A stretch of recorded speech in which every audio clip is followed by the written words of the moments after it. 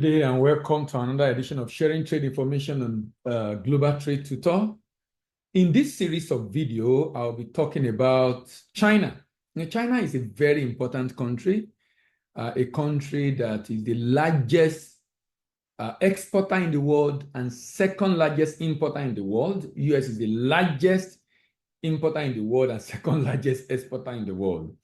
China has become a major force in recent time, and any individual looking to do business in any country, you definitely want to do business with China, particularly sending raw materials and intermediate product to China. It's important to know that intermediate product is a big deal now in the world. Intermediate product basically means the product is not raw and the product is not finished.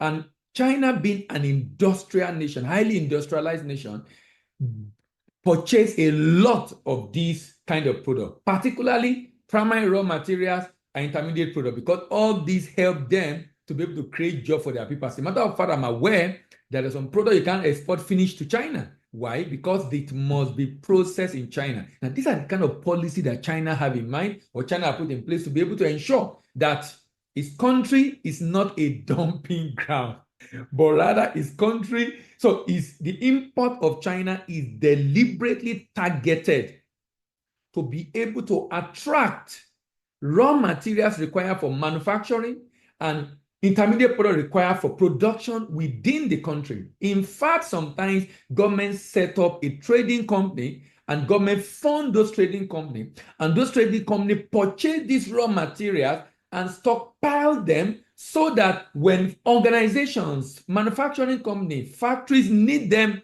and they don't have enough cash, they can buy from this trading company. This trading company can even help them issue a letter of credit while the good is on the way. Then they can pay this trading company later. These are the kind of policy and initiative that China has put in place, beyond also the incentive that China gives to its businesses. Now, in this series, I'll be looking at, it's going to be about 20 videos, and I'll be looking at different products, from raw materials to machine and equipment, to precious metals, to transportation, to metal product, to oil product, to foodstuff, to clothing, to different products, animal product, packaged medicament, chemical product that China is importing into its country. By the way, the import volume of China is over $2 trillion.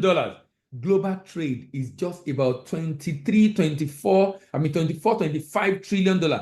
And China alone is taking up over $2 trillion. That tells you the level of dependence of the global economy on China. So let's go. I move on now to another important item being imported by China. China is importing instruments. You know, countries that do a lot of training, teaching on science and technology need a lot of equipment and instruments in the schools, in their labs, for experiments, and those that are given to research and development have to do a lot of experiments. China is not left out in this. So here are instruments, different kind of instruments. China is spending 74.1 billion to import different kind of instruments, from measuring instruments to medical instruments to chemical analysis instruments to optical fiber and bundles to LCDs to oscilloscope. China is spending 13.7% on medical instrument import, which can be used both in medical schools and medical labs and hospitals. Medical instrument, 13.7%. Different kind of measuring instrument, 14.6%. Chemical analysis instrument.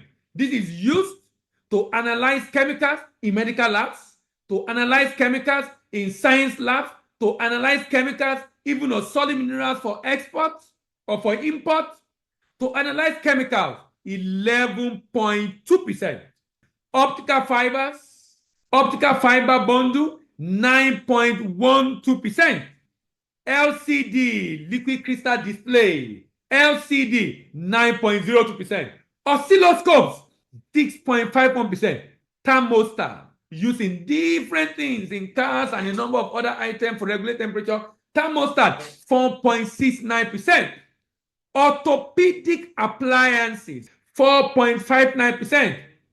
X-ray equipments, 4.59%. Gas and liquid measuring instruments, 3.3%. Mirrors and lenses, using different things also, 3.12%. Base metal watches, 2.9%. Precious metal watches, 1.33%. Revolution counters, 1.33%. Microscopes, 0.64%. Hydrometer, 0.78%. Photo lab equipment, 1.11%. Non-optical microscope, 1.03%. Cameras, 0.92%. Surveying equipment, 0.9%. So you can see China is spending $74.1 billion to import different kinds and different types of measuring instruments.